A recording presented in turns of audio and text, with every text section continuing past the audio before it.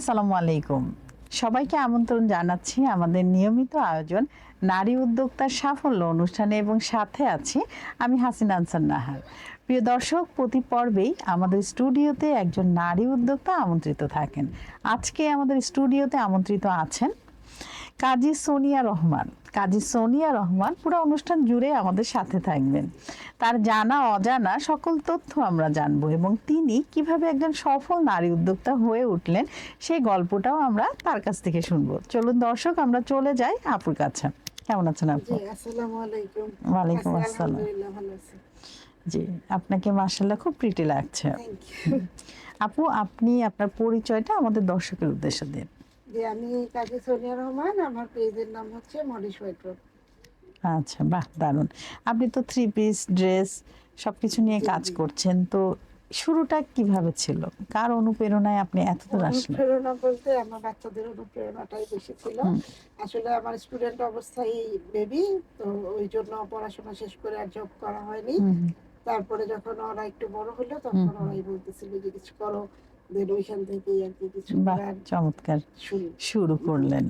তো শুরুর সময় সবচেয়ে বড় চ্যালেঞ্জ কোনটি ছিল আপনার জন্য এবং আপনি কিভাবে তা মোকাবেলা করেছেন? বড় চ্যালেঞ্জ বলতে হচ্ছে মানে কপি ড্রেস গুলাকে অনেকে অরিজিনাল বলে চালায়, যেমন ইন্ডিয়ান ড্রেস, পাকিস্তানি ড্রেস যেগুলো আমাদের দেশে রেপ্লিকা হয় ওগুলাকে অরিজিনাল বলে। তখন দেখা যায় যে আমার ড্রেসটা দেখে বলে আপনার তো প্রাইস বেশি, ওই পেজে তো দেখলাম আরো কম, তো ওটা তো অরিজিনাল না। সেটা যখন কাপড় ধরে বোঝা যায় তখন না বুঝতে পারে, অনলাইনে তো ওইভাবে বোঝার সুযোগ নেই।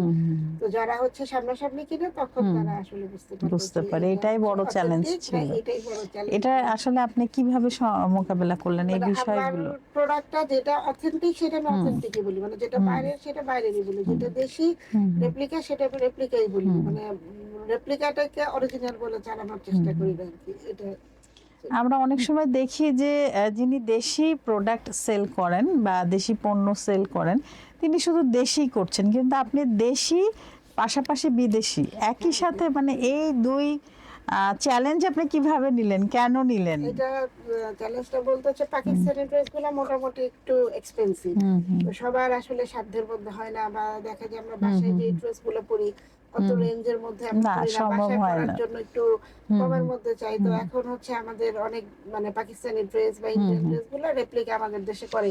ওগুলোর যে কোয়ালিটি খারাপ তা কিন্তু না, কোয়ালিটি বেশ ভালো, বা কাপড়ের পরিমাণটাও বেশ ভালো। তো ওইখান থেকেই মানে আমি সবকিছুই রাখি, যার যেরকম বাজেট সে যাতে ওইভাবে করে ওই প্রোডাক্টটাই নিতে পারে আর কি। তো দেশি থ্রি পিস ও বিদেশি থ্রি পিসের মধ্যে আসলে মূল পার্থক্যটা কি? মূল পার্থক্য কাপড়ের একটা তো মানে পার্থক্য একটা আছে, যেটা দেশি পণ্য যেগুলো আমাদের দেশি, যেমন জামদানি বা হচ্ছে মণিপুরি, ওইগুলো এক জিনিস, কিন্তু পাকিস্তানি ড্রেস গুলোর যে রেপ্লিকা আমাদের দেশে যেটা তৈরি করে ওইটার মধ্যে তো কাপড়ের মানে সুতার বেশ কম আছে, কাজের বেশ কম আছে, সবকিছুরই আমাদের মেশিনারি এক না। হ্যাঁ, রাইট রাইট। ওইটা সেম টু সেম হয় না আর কি, এটা হচ্ছে তো। আপনি যখন কালেকশনগুলো বাছাই করেন তো কোন জিনিসটা সবসময় মাথায় রেখে বাছাই করেন? বাছাই করে বলতে আরামদায়ক যেন হয়, এটা একদম ফার্স্ট প্রায়োরিটি। দেন কাপড়ের মানে কোয়ালিটিটা কিরকম, যেমন অনেকেই আছে যে কটনটাই লাইক করে, তাদের জন্য ওরকম কটনের মধ্যে সুন্দর কালেকশন গুলো আনার চেষ্টা করি। আবার অনেকে আছে একটু পার্টি ড্রেসটা খুঁজে, তাদের জন্য ওরকম কালেকশনটা আনার ট্রাই করি। তো কাপড়ের মান, ডিজাইন আপনি কিভাবে যাচাই বাছাই করেন? যাচাই বাছাই বলতে আপনার কি কেউ আছেন যিনি এগুলো সব করে দেন নাকি নিজের থেকে? এটা কিভাবে করেন? মানে নিজেই ঘুরে ঘুরে শপিং মলে ঘুরে এখন লেটেস্ট কালেকশন গুলো কি, কোনটা বেশি ডিমান্ড, ওইটা ঘুরে দেখে বুঝে দেন, ওইভাবে আমি আচ্ছা আচ্ছা, সব নিজেই করছেন। তো কাস্টমারের আসলে চাহিদা কি দেশি মানে ড্রেস নাকি বিদেশি গুলা? এখন পাকিস্তানি ড্রেসটাই বেশি ডিমান্ড। হ্যাঁ, আমরা কিন্তু বেশিরভাগ শুনি পাকিস্তানি ড্রেস, পাকিস্তানি। তবে এই পাকিস্তানি, হ্যাঁ, অনেকেই কিন্তু ধোকার মধ্যে পড়ছে, বিভিন্ন পেজ থেকে নিচ্ছে, পরে ওটা রং উঠে যাচ্ছে, কাপড়টা সেরকম থাকছে না, সফটনেস নেই, এক ধোয়ার পরে কেমন জানি একটা ডিসকালার হয়ে যাচ্ছে। তো সেক্ষেত্রে আসলে এই বিশ্বাসটা মানুষের উঠে গিয়েছে যে এটা পাকিস্তানি বলছে, আসলে কি এটা অথেন্টিক কিনা। তো সেক্ষেত্রে আসলে আমাদের করণীয় কি, আমরা কিভাবে বুঝবো? অথেন্টিক আপনার যারা পরে তারা কাপড় ধরলেই বুঝতে পারে যে এটা মানে পাকিস্তানি বা বাইরের যেটা, আমাদের দেশেটা উন্নত, কাপড়ের কোয়ালিটি ভালো, বাট ওদের মতন কোয়ালিটি না।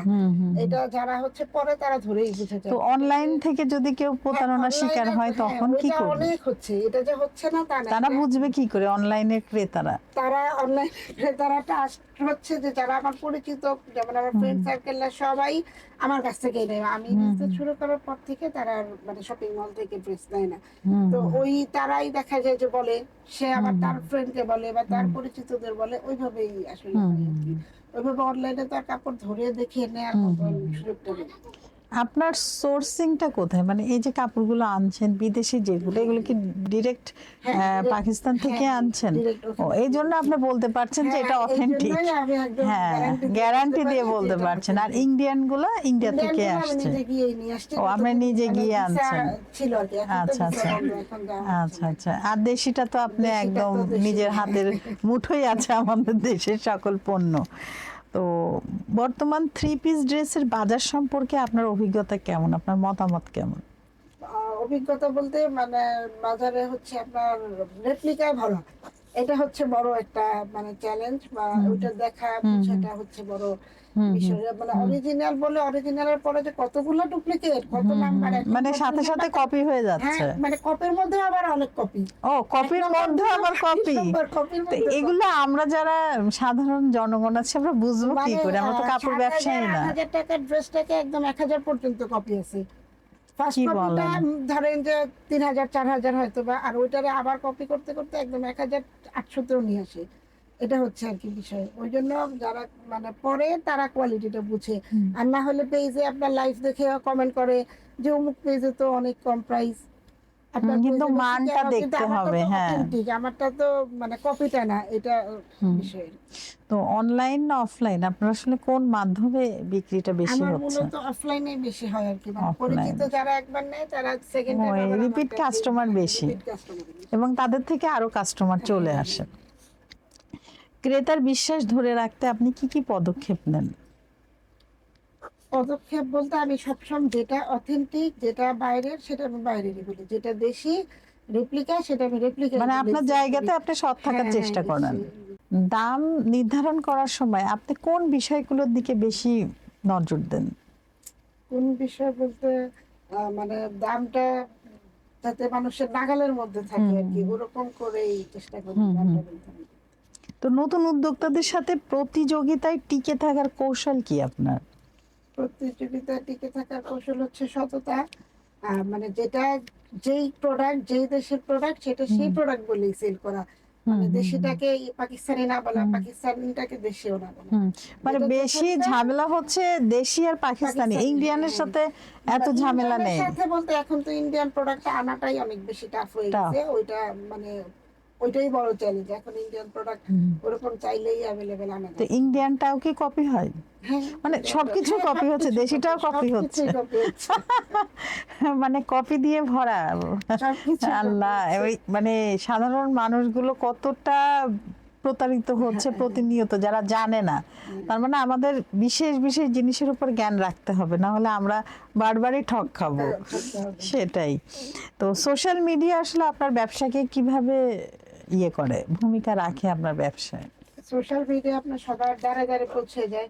ধরেন একটা লাইভ করলাম, সেটা আমি মুখে বলে যার কাছে যেই জিনিসটা যেভাবে পৌঁছাতে পারবো, লাইভে তো খুব দ্রুতই পৌঁছায় যাবে আর কি। ওইটার জন্য সোশ্যাল মিডিয়াটা মানে আপনি বেস্ট বলেই ধরছেন। তো একজন নারী উদ্যোক্তা হিসেবে এই ব্যবসায় কি ধরনের প্রতিবন্ধকতার মুখোমুখি হয়েছিলেন? প্রতিবন্ধকতা বলতে যে লাইভ দেখে সবাই বলে যে অমুকের পেজে তো প্রাইসটা কম, প্রাইস রেঞ্জটা কম, আপনার পেজের প্রাইস বেশি কেন? তখন প্রোডাক্টটা নেয়ার পরে বুঝতে পারে যে কোনটা অথেন্টিক, আর তখন তারা ওই যে রিপিট কাস্টমার হয়ে যায়। তারা আর হচ্ছে মানে অন্য জায়গায় যায় না, তখন তারা রিপিট কাস্টমার। পরিবার ও কাজ দুই দিক সামলাতে আপনি আসলে কিভাবে নিজেকে গুছিয়ে রাখেন? দুই দিক সামলানোর জন্যই আমি মূলত হচ্ছে বিজনেসের দিকে যাওয়া। যে জব করলে তো একটা নির্দিষ্ট টাইম আমাকে বাইরে থাকতে হবে, বাচ্চাদের দেখা, বাচ্চাদের টাইপ দেওয়াটা ওইভাবে পারবো না, সেই জন্যই জবে না গিয়ে বিজনেস স্টার্ট করলাম। হ্যাঁ, তাহলে আপনি আপনার সময়টা বের করতে পারবেন, আপনার ইচ্ছা মতো বের করতে পারবেন। যেদিন অফ ডে সেদিন আমি আমার বিজনেসের কাজটা করলাম, তখন ওদের প্রবলেমটা হয় না। ওইভাবে করে আর কি ম্যানেজ করি। সেটাই দর্শক, অনেকেই কিন্তু এই জন্য উদ্যোক্তার জীবনটাই বেছে নিচ্ছেন। অনেকে অনেকে শিক্ষিত আছেন, পূর্বে অনেক জব করেছেন, ভালো ভালো সেক্টরে ছিলেন, তারাও কিন্তু দেখা যায় বিয়ের পরে বেবি হয়ে গেলে পরিবারকে এবং বাচ্চাকে সময় দিতে গিয়ে কিন্তু ওই কন্টিনিউটা আর হয় না। সেক্ষেত্রে তারা কি করে, তারা উদ্যোক্তার জীবনটাকেই বেস্ট মনে করে। তারা ঘরে বসেই তাদের সময় অনুযায়ী তারা এই বিজনেসটা করতে পারে, সেটা কাপড়েরই হোক, খাবারেরই হোক, বা অন্য কিছুরই হোক। সো আমার মনে হয় উদ্যোক্তা যে বিষয়টা, আসলে এই বিষয়ে নিজের কর্মসংস্থান নিজেই করা যায়, এবং আমার আন্ডারে যারা আছে আমি কিন্তু তাদেরও কর্মসংস্থান করছি। সো আমার মনে হয় যে এখন থেকেই আমাদের পরিবারে আমাদের সন্তানদেরও এই মনোভাব নিয়েই বড় করা উচিত যে আমি চাকরিজীবী না, আমি একজন উদ্যোক্তা হব। এভাবে যদি আমরা বেড়ে তুলি আমাদের সন্তানদের, তাহলে কিন্তু ফিউচারে এই যে চাকরি না পাওয়ার যে হতাশা, বেকারত্ব, হ্যাঁ, এটা কিন্তু চলে যাবে। এবং আমি আসলে আপনাদের মতো যারা উদ্যোক্তা আছে, দর্শক আপনারা যারা উদ্যোক্তা আছেন, আপনাদের সবাইকে সেলুট জানাই। এবং আপনারা বেকারত্ব যে বিষয়টা আছে সে বিষয় নিয়ে কোনো অভিযোগ না করে বরঞ্চ আপনারা নিজেই বেকারত্ব দূর করছেন। তো আসলে আপনারা সত্যিকারের সাহসী, আমি বলবো। সাহসী না হলে এই পদক্ষেপ কেউ নেয় না যে আমার কর্মের সংস্থান আমিই করব। এবং এই মনোভাব, এই স্লোগান দিয়েই আমরা আমাদের যে জেনারেশন আছে তাদেরকে বড় করব ইনশাআল্লাহ। আব্বু, এখানে তো আপনার অনেকগুলো প্রোডাক্ট আছে, আমরা একটু দেখাই প্রোডাক্টগুলো। বাহ, খুব সুন্দর তো। ও, এগুলো কি ড্রেস, নাম কি? সাদাবাহার ব্র্যান্ডের ড্রেস। সাদাবাহার? হ্যাঁ, সাদাবাহার ব্র্যান্ডের। বাহ, সাদাবাহার ব্র্যান্ডেড ড্রেস, খুবই সুন্দর, মানে কালারটা এত সুন্দর। এগুলোর প্রাইস কেমন? এটা 6000। 6000, একদম রিজনেবল প্রাইস। হ্যাঁ, পরেরটা দেখি। আগানুরের রেডি ড্রেস। আগানুরের রেডি ড্রেস। রেডি ড্রেস, আচ্ছা আচ্ছা। বাহ, কালারটা কিন্তু খুবই মিষ্টি, দেখুন কি সুন্দর লাগছে না? চাইলে আপনারা এই ড্রেসগুলো আপুর পেজ থেকে নিতে পারেন। ওড়নাটাও খুবই চমৎকার, ওড়নাটা আমার বেশি ভালো লেগেছে, এবং কাপড়গুলো কিন্তু খুব সফট, পরেও আরাম। বাহ, খুবই সুন্দর। জোহরা ব্র্যান্ড, এটা একদম সুতি, পিওর কটন, মানে খুবই আরামদায়ক। হ্যাঁ, এটা শীত গ্রীষ্ম সব ঋতুতেই কিন্তু এই ড্রেসগুলো খুবই সুন্দর চলে। ও আচ্ছা, এটার সাথে ওড়না না? বাহ, ওড়নাটা কিন্তু চমৎকার। এগুলোর প্রাইস কেমন? এটা 3.5। 3.5। বাহ, চমৎকার চমৎকার সব কালেকশন আপুর। এবং আরো একটি আছে, এটা আমার অনেক প্রিয় একটি কালার, লাইক পেস্ট। ও, এটা মনে হয় হাতটা, ও নিচে। হ্যাঁ হ্যাঁ, নিচে আচ্ছা আচ্ছা, সালোয়ারে যেভাবে ইউজ করে। এটা জামা, এটা খুলে। ও আচ্ছা, এগুলো পার্ট করা তো, পার্ট করা, এগুলো কিন্তু অনেক সুন্দর লাগে লাগানোর পর না? রেডি করার পরে ড্রেস সুন্দর ছোট। এগুলোর প্রাইস কেমন? প্রতিটা ড্রেস সুন্দর। এটা 4.5। একদম রিজনেবল প্রাইস। এই যে এটা হচ্ছে ফ্রন্ট পার্ট, এটা হচ্ছে আপনার ব্যাক ওড়না। আচ্ছা আচ্ছা, বাহ, খুবই সুন্দর, অল ওভার খুবই সুন্দর, কাজ করা, ব্যাক পার্টে কাজ করা, মানে খুবই ভালো লাগছে দেখতে। দুইটা তিনটা আপনার প্যাচেস দেওয়া, যেভাবে ইউজ করে আর কি, ড্রেসের নিচে বা প্যান্টে যেভাবে। খুবই সুন্দর, চমৎকার। আপনার ড্রেস প্রতিটা কালেকশনই খুব সুন্দর, এবং কালারগুলো চুজ করেছেন খুবই সুন্দর। দর্শক আপনারা চাইলেই কিন্তু এই ড্রেসগুলো আপুর পেজ থেকে নিতে পারেন। সেক্ষেত্রে আপুকে ইনবক্স করতে পারেন, সেখানে মোবাইল নাম্বার দেওয়া আছে, কল করতে পারেন। আপুর ডেলিভারি ম্যান আছে, যথাসময়ে পৌঁছে দেবে। এবং ঢাকা এবং ঢাকার বাইরেও কিন্তু আপু এগুলো সেল করছেন। অনেক ধন্যবাদ আপু, আপনার ড্রেসগুলো খুবই সুন্দর। ভবিষ্যতে আসলে এই ব্যবসা নিয়ে আপনার কি চিন্তা আছে? ভবিষ্যতে আমার একটা শপ দেওয়ার ইচ্ছা আছে, যাতে আমার এটা একটা ব্র্যান্ড হয় আর কি, মানে সবার কাছে। এটা কি শুধুমাত্র দেশে বিভিন্ন অঞ্চলে, নাকি আন্তর্জাতিক পর্যায়ে নেওয়ার ইচ্ছা আছে? আচ্ছা, বাহ, আপনার জন্য অনেক অনেক শুভকামনা।